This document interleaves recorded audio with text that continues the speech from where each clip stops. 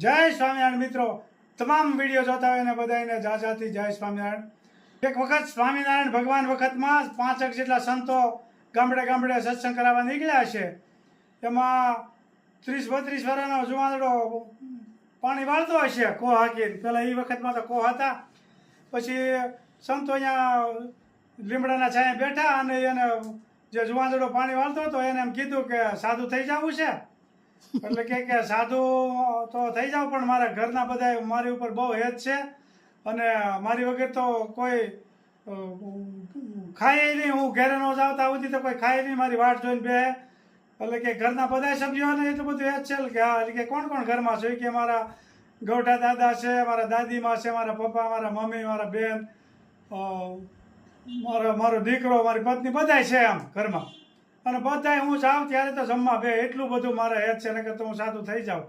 એ કે કાંઈ વાંધો નહીં, સાધુ નથી થવું, પણ ખાલી ટ્રાય કરવાની છે। આ બધું છે ને લેણ દેણના સંબંધે ભેગા થયા હોય, આ શરીર નાશવંત છે, બાકી અંતે આપણું કાંઈ છે નહીં આમાં।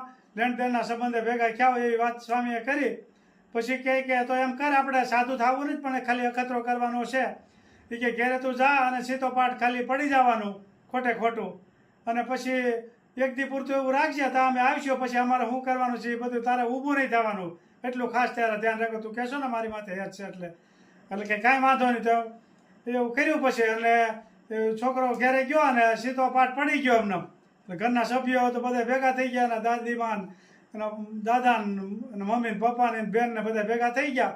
એ કે ભાઈને ક્યાંક થઈ ગયું છે ને, અને પપ્પા કે છોકરાને ક્યાંક થઈ ગયું છે, ને તાત્કાલિક દવાખાને લઈ ગયા। પણ આ છોકરાને સ્વામીએ કીધું હતું કે તારે કાંઈ બોલવાનું હલચલ નહીં કરવાની। તો ડૉક્ટરની તપાસ કરી કે બધું કંઈ વાંધો તો નથી લાગતો આમાં, ડૉક્ટરને કંઈ દઈ સૂજી નહીં।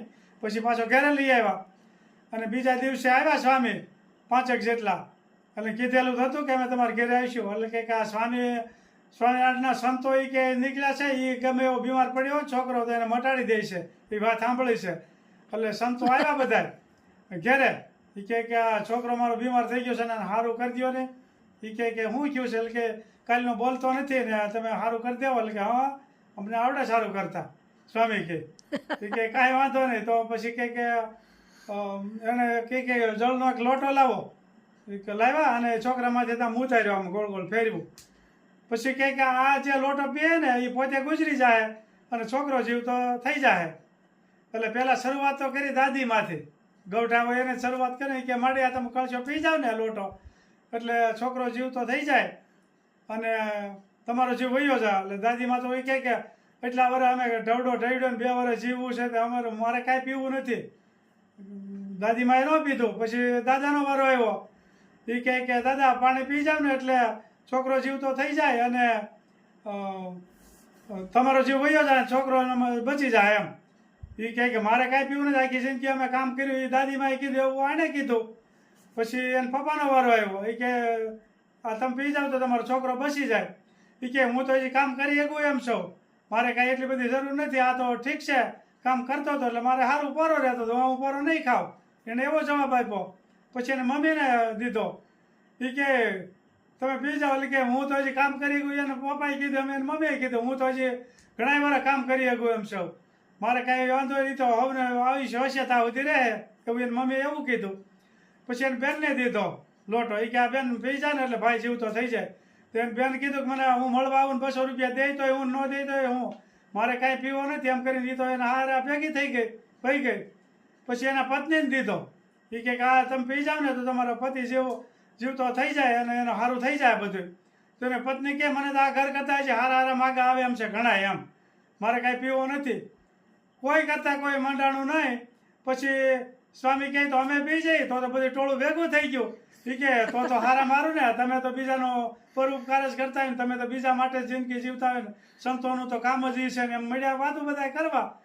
અને સ્વામી ગટગટાવી ગયા, અને ઓલો જે પડી ગયો હતો ને હડપદેન થઈ ગયો ઊભો। એ કે પછી સ્વામીના પગમાં પડી ગયો। એ કે સ્વામી તમારી વાત સાચી છે, હકીકતમાં સ્વાર્થીલો સંસાર છે। મને એમ હતું કે મારા બધા છે અને મારી થકી અતિશય મારા લાગણી છે, પણ હકીકતમાં એ માયલું કાંઈ નથી, સ્વાર્થીલો સંસાર છે। એ સ્વામીના શબ્દ એ છોકરાના કાનમાં એવા ફિટ થઈ ગયા। પછી સ્વામીએ કીધું કે તારે કાંઈ સંસાર છોડીને અમારી બહાર આવવાની જરૂર નથી, આ તો તું ખાલી કહેતો હતો ને કે મારી ઉપર બહુ હેત છે એટલે ખાલી આ પારખ્યા લીધા છે, તું હવે ઘરે રહે અને મા બાપને સેવા કરો. પણ છોકરાને જે એમ કીધું ને કે આ સ્વાર્થીલો સંસાર છે, આ શરીર નાશવંત છે, એ વારે વારે કાનમાં શબ્દ ભટકાણા કરે. રાતે હુએ તો એ શબ્દ આવે, એકાદ મહિનો રહ્યો અને સ્વામીના બોલેલા શબ્દ વારે વારે યાદ આવે. એ કે શરીર નાશવંત છે, કાલે વારે જિંદગી વહી જાય, કાંઈ વાર ન લાગે. 2 મહિના સુધી ઘેરે રહ્યો ને પછી એને ક્યાંય ચેન ન પડે. એ કે નહીં, સાધુ તો થઈ જ જવું છે, આમાં કાંઈ જિંદગીમાં છે નહીં, સ્વાર્થીલો સંસાર છે. 2 મહિના ક્યાં ને થાય, સ્વામી ગઢડા વયો ગયો. એ કે મારે સાધુ થઈ જાવ. એ કે નહીં, ઘરના સભ્યો હેરાન થાય, એવું ન કરાય. એ કે બધાએ મને છૂટી આપી છે. પછી સ્વામી આવ્યા. એ કે અને તમારે સાધુ રાજી ખુશીથી કરવો હોય ને તો અમે લઈ જાય, નકર નહીં. એ કે એને હવે છે ને સાધુમાં રસ છે એટલે કાંઈ રાજી ખુશીથી અમે એને રજા આપી છે એવું કીધું. છોકરાને એ શબ્દ સ્વામીના કાને લાગી ગયા. ત્યાર પછી એને ઘેરે કામ કરવામાં એ રુચિ નહોતી થઈ અને એને ખ્યાલ આવી ગયો કે આ જન્મ મરણના ફેરા ટાળી નખાય. આ વારે વારે માણાનો દેહ નથી મળતો.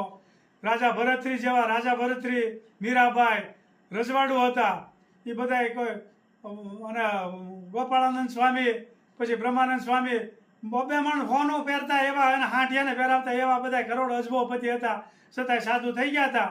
એટલે એના શબ્દ બધા સાચા લાગી ગયા અને એ છોકરો સાધુ થઈ ગયો અને મહાન મોટો સંત બન્યો. જય સ્વામિનારાયણ.